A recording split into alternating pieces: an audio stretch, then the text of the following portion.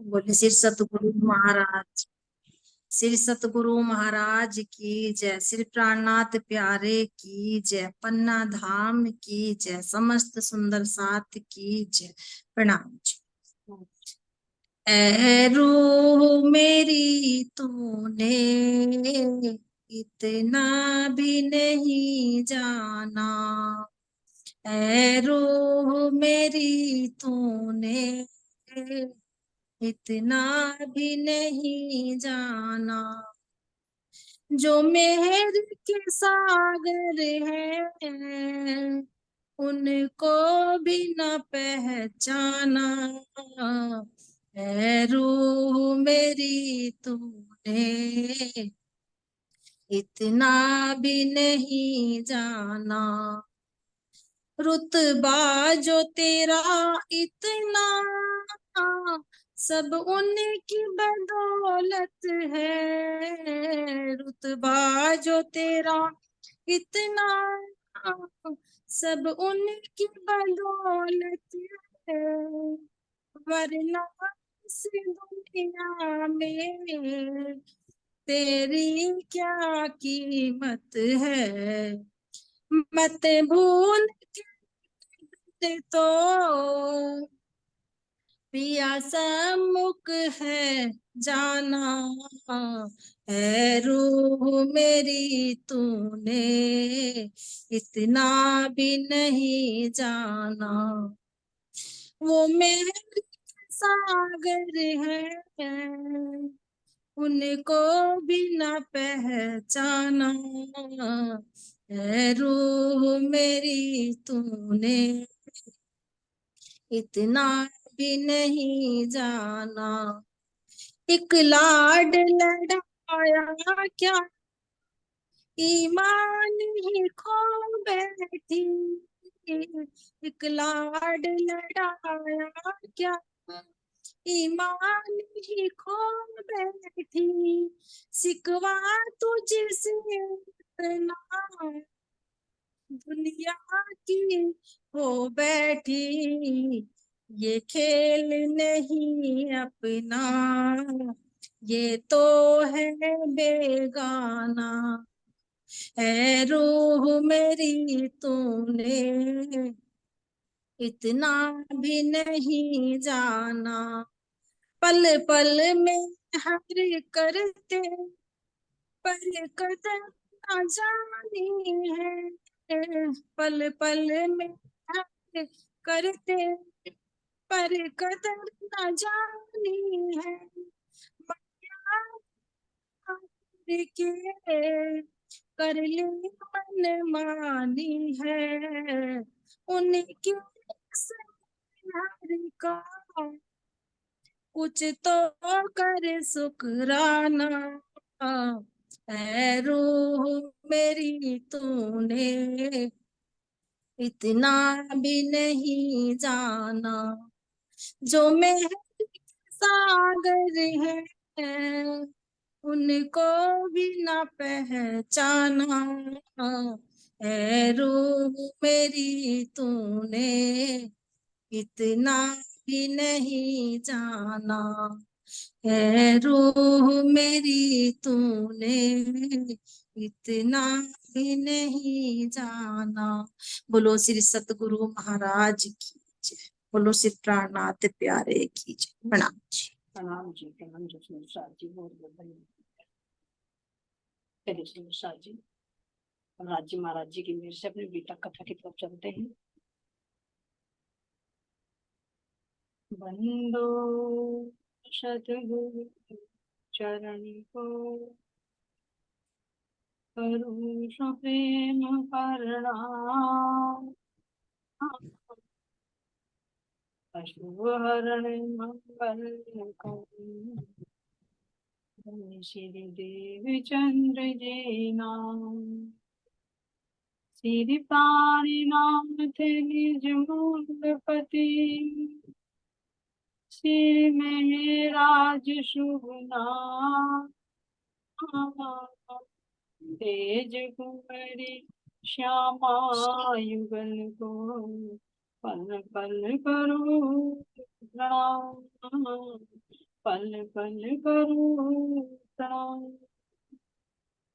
श्री प्राणनाथ तुम सत्य हो, तुमसे चलत जाऊं,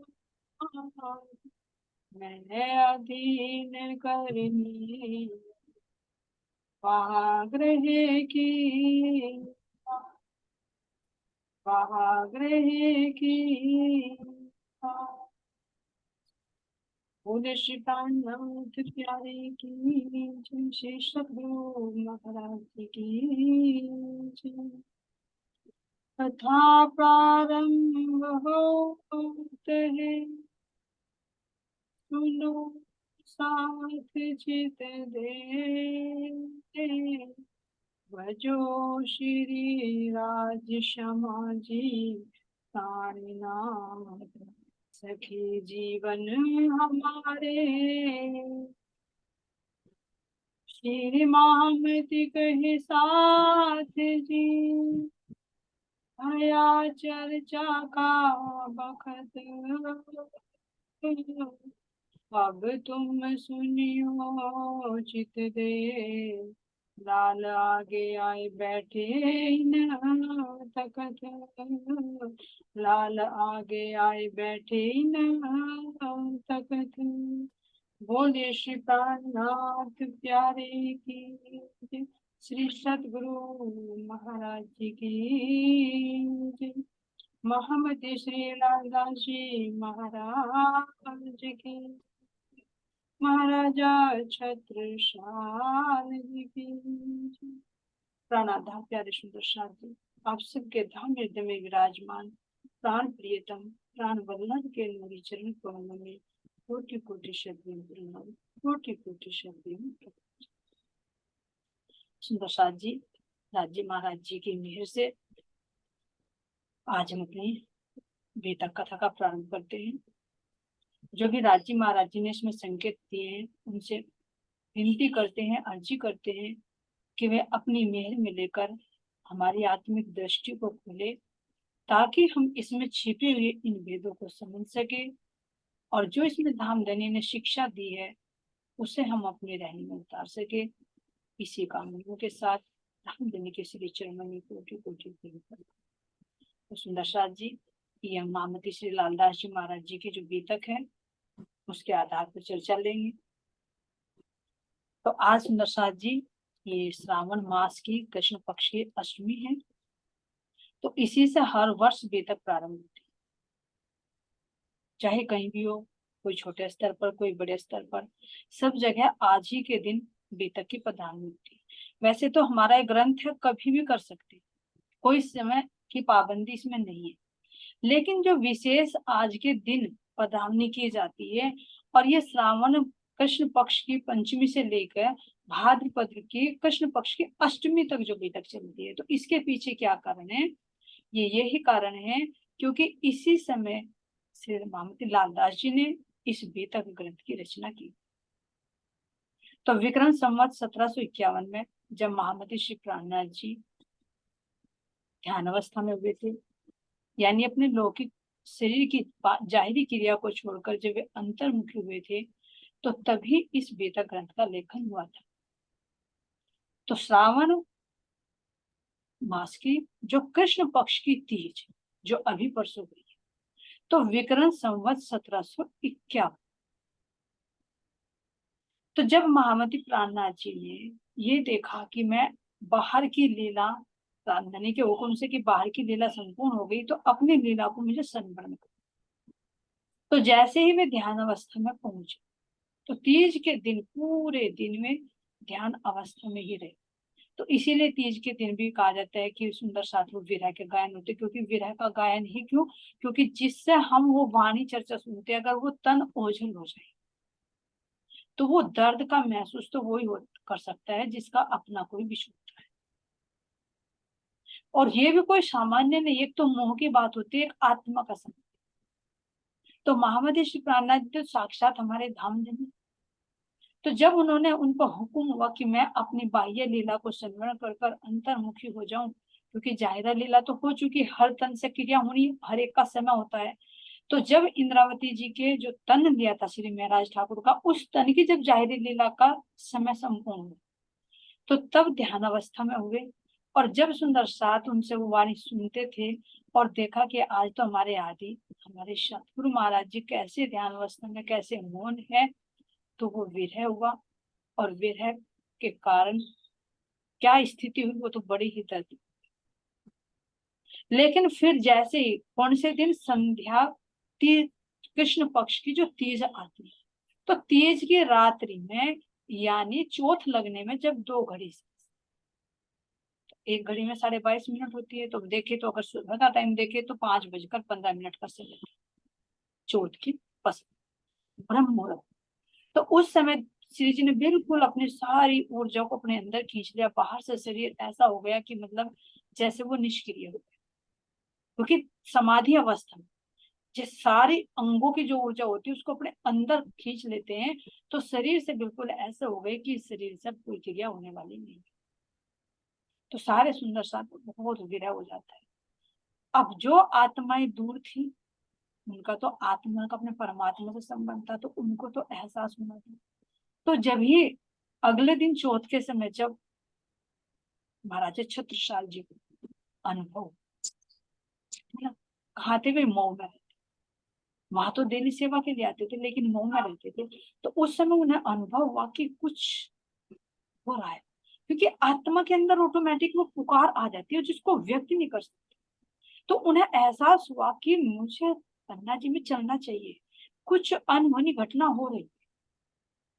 तो अगला ही दिन चौथ का समय जब दोपहर का समय होता है, तो महाराजा छत्रसाल जी अपने मऊ में रहते हैं, तो वहां से उन्हें अनुभव होता है कि मुझे चलना चाहिए। लेकिन क्या करे, बरसात का मौसम, बारिश बहुत तेज हो रही थी, और तेज बारिश के कारण जो बीच में केन नदी पड़ती है, तो उस केन नदी में तूफान आया।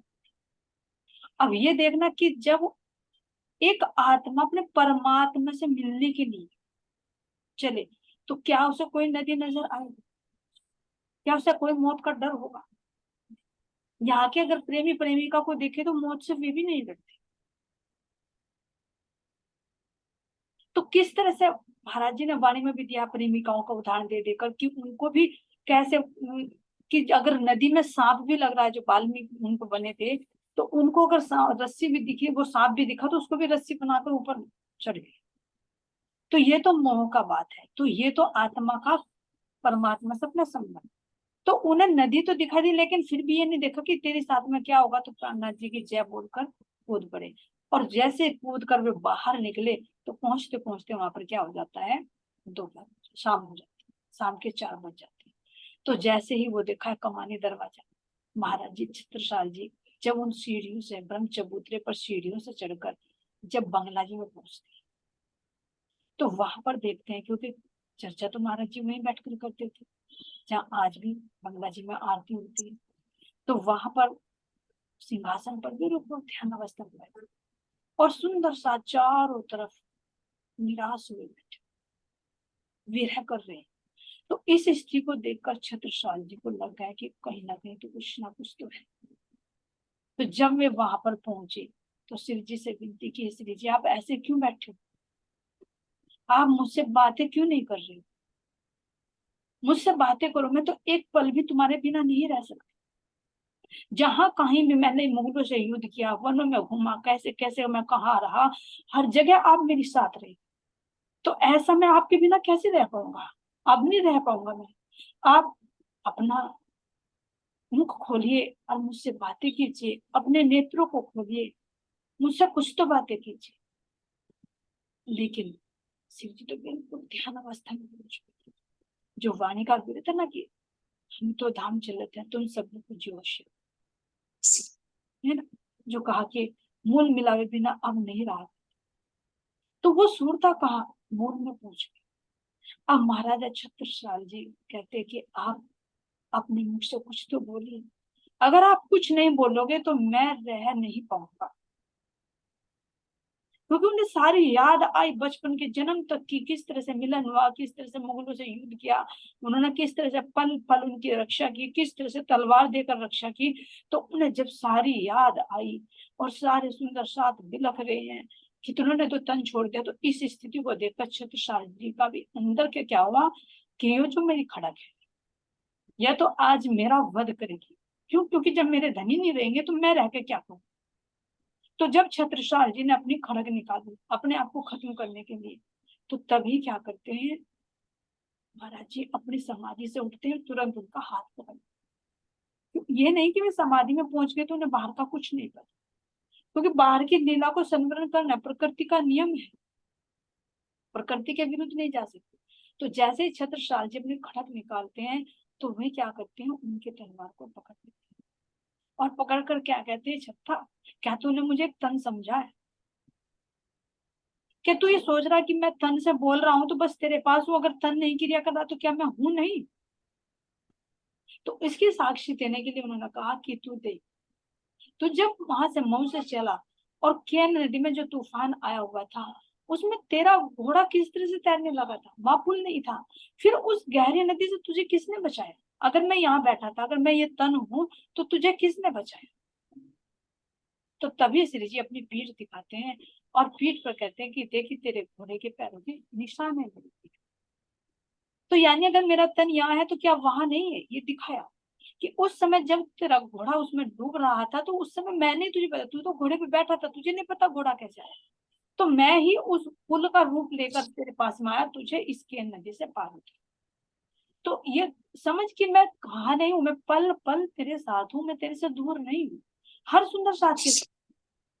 तो जब उन्होंने दिखाया तो महाराज छत्रसाल जी बहुत गर्वित हुए और एहसास हुआ कि वास्तव में पल पल मेरे धन मेरे साथ है, नहीं तो इस तूफान से मुझे किसने बचाया।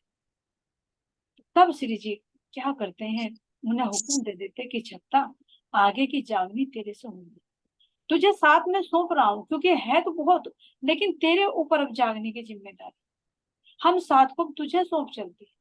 तो तुम्हें साथ की जागनी करनी है, तुम्हें जागने का व्यवस्था करनी है। और ऐसे ही महाराज छत्रसाल जी को जागने का हुक्म देकर श्री जी फिर अंतर ध्यान हुए। ऐसे ही फिर लाल दास जी के अंदर भी यही भाव है।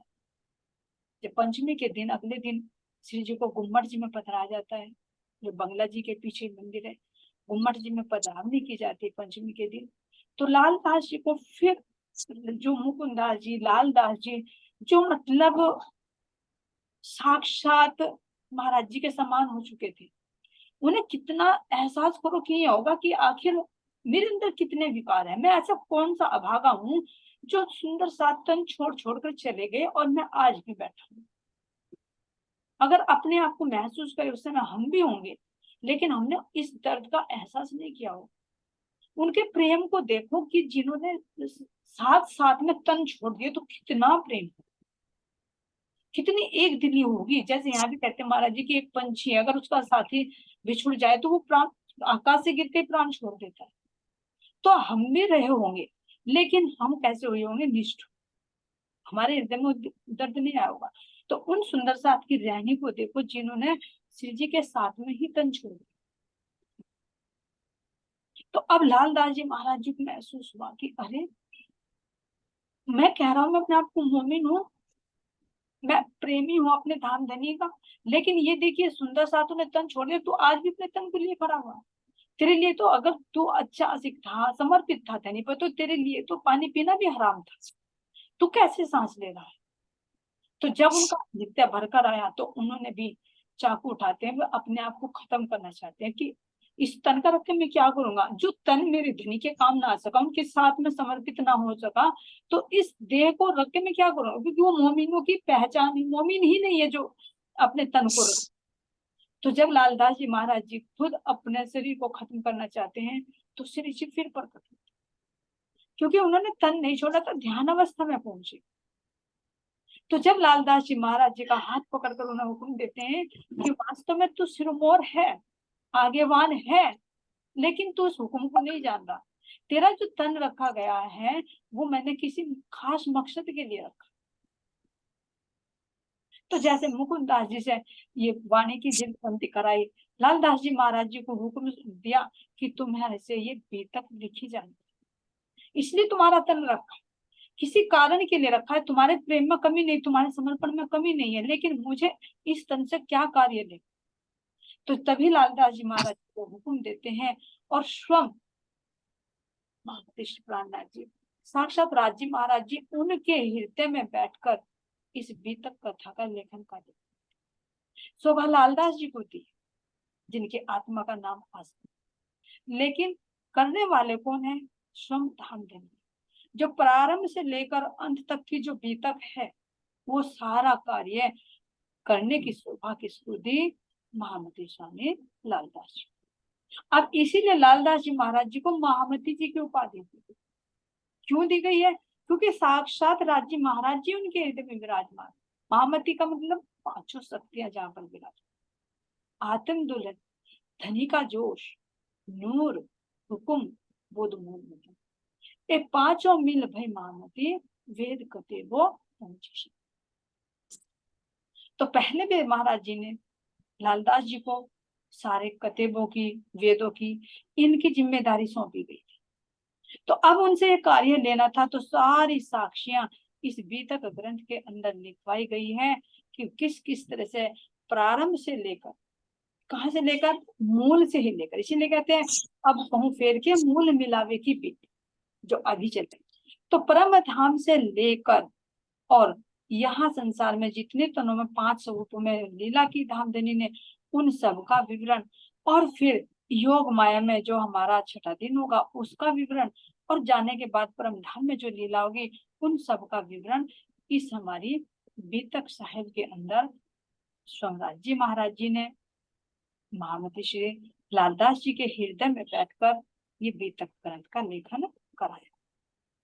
तो सुंदर साथ जी अब इसमें देखते हैं कि इसके अंदर क्या क्या है जो आज तक वेद शास्त्रों के गुह्य रहस्य नहीं खुले थे, जो अब तक सब ढूंढ रहे थे कि परमात्मा कौन है, कहाँ पर है, कैसी उसकी लीलाएं हैं, कैसा उसका स्वरूप है। तो उस सब की पहचान इस बीतक की। अब बीतक भी कोई कहते हैं कि जैसे बीती हुई बात होती है, बायोग्राफी होती है, ये बीती हुई बात नहीं, अभी पूर्ण नहीं हुई, अभी चल रही है। क्यों? किसकी बीतक है ये आत्मा और परमात्मा की बीतक है, जो प्रारंभ से लेकर और खेल में आने के बाद भी वहां तक जाने में जिसकी सारा घटनाक्रम है उसका नाम है ये बीतक, जो अभी भी चल रही है और किसी एक की नहीं है। ये कहे कि हम ये धनी देवचंद जी की बीतक है, या श्री प्राणनाथ जी की बीतक है, या छत्रसाल जी की बीतक है, ये हम सब रूहों की अपनी सबकी बीतक है। ये कहानी नहीं, ये अपनी हकीकत है। तो इस बीतक के अंदर जो महाराज जी ने आगे वर्णन कर रहे हैं उसका आगे देखते हैं कि और क्या क्या खुलासा होता है। तो इसके अंदर सुंदर साथ जी ये देखते हैं, बीतक में सबसे पहले कहा गया है कि बीतक में जो आता है अथ 3 स्वरूपों की बीतक। अब 3 स्वरूपों की बीतक और अथ का मतलब होता है जैसे हम किसी कार्य को करने से पहले मंगलाचरण बोलते, जैसे बंदो सतगुरु बोलती है, या कोई भी अपने अपने ग्रंथ की रचना करते हैं तो उसमें मंगलाचरण बोलते हैं। तो अथ शब्द मंगलाचरण के लिए। तो इसमें क्या होता है कि जो रचनाकार होता है वो अपने धाम देने के उस प्रेम रस में डूबा होता है, और उस प्रेम रस में डूबकर फिर वो लेखन कार्य करता है। तो ऐसे ही अब ये जो लालदास जी थे, इनकी आत्मा तो धामधनी से मिल चुकी थी। जब उन्होंने अपने शरीर को समर्पित कर दिया, तत्पर हो गए, तो वो तो समर्पित कर चुके। जैसे इंद्रावती जी ने हवसा में अपने आप को समर्पित कर दिया कि अपने आप आपने अपने कार्य के लिए वेतन रखा, इसीलिए लालदास जी का तन भी कार्य के लिए रखा। तो उन्होंने तो अपने आप को सौंप दिया। तो अब उनके हृदय में बैठकर खुद राज जी महाराज जी इस कार्य को करा रहे हैं।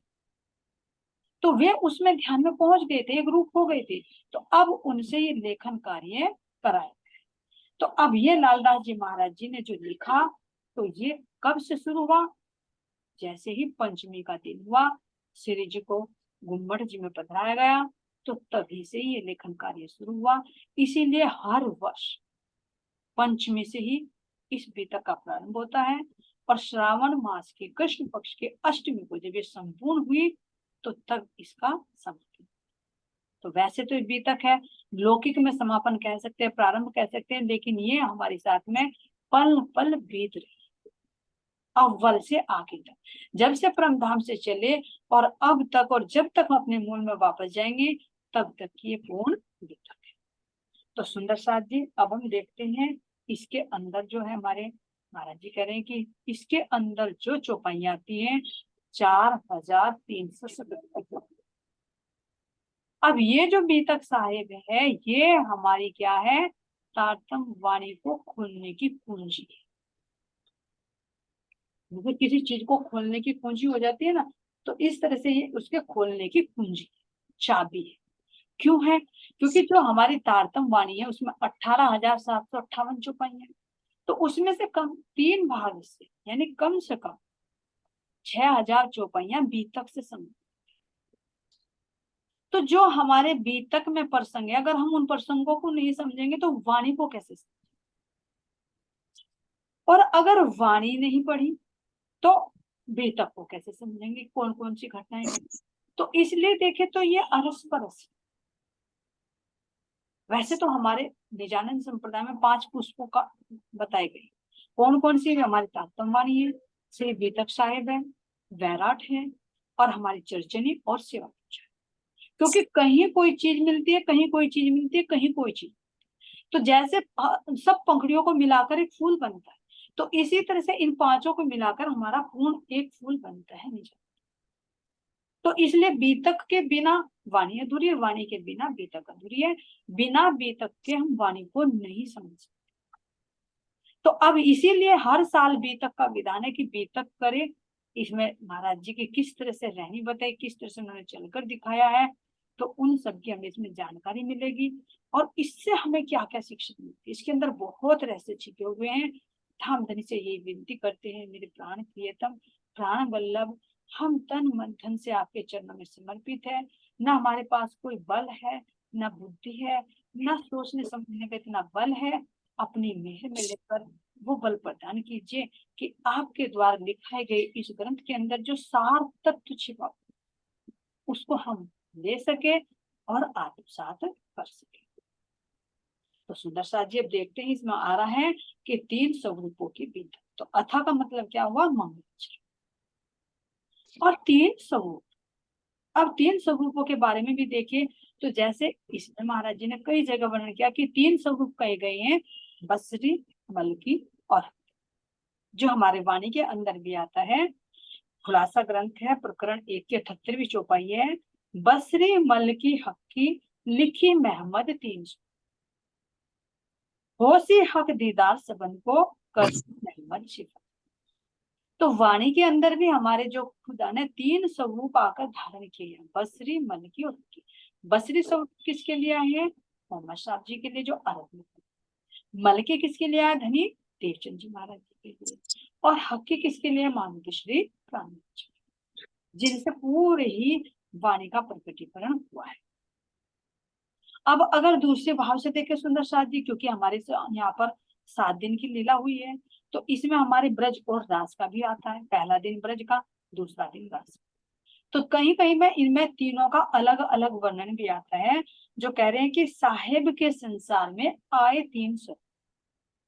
साहेब में ना राजी महाराज जी के संसार में आए 3 स्वरूप। 3 स्वरूप कौन कौन से है? अब यहाँ बसरी मल की नहीं कह रहे, कौन से कह रहे हैं? सो कुरान यो कहवे सुंदर रूप। कुरान में भी कहा गया है कि वो स्वरूप कैसा है? सुंदर रूप, अनूप है। कैसा है?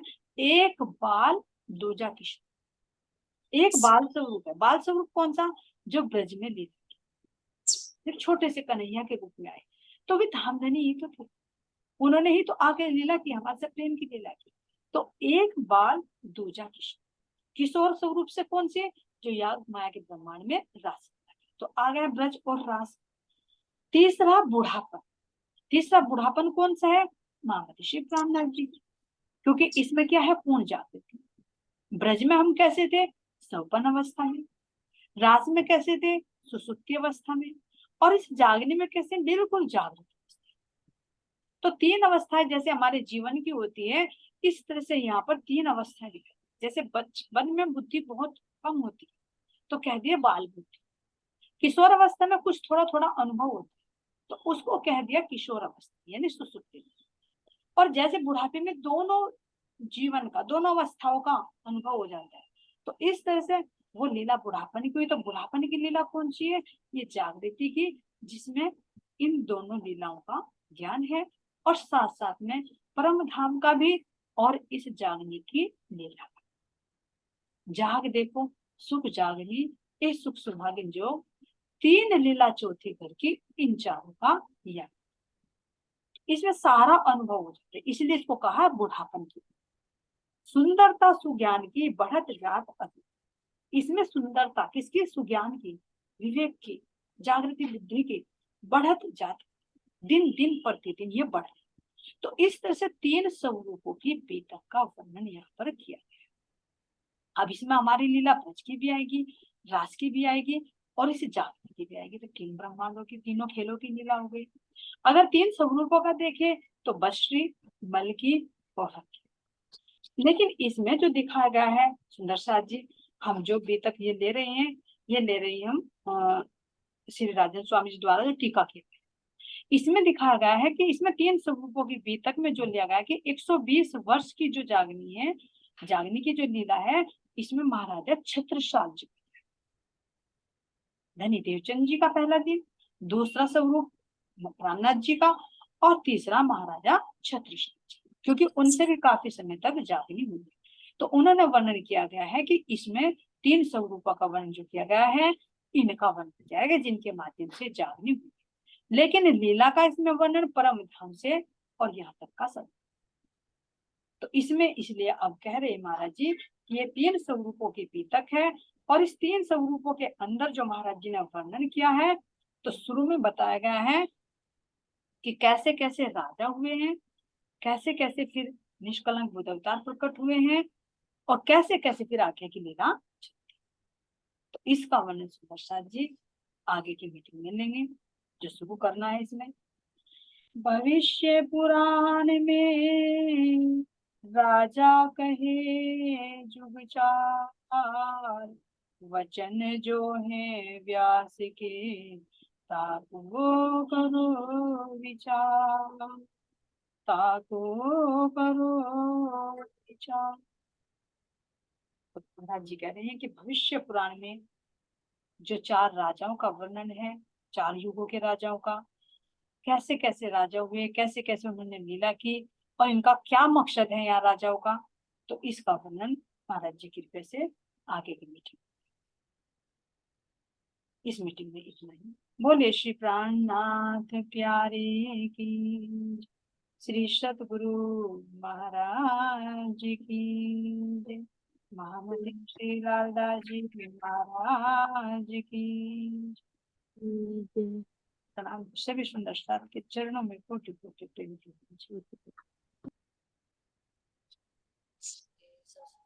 नाम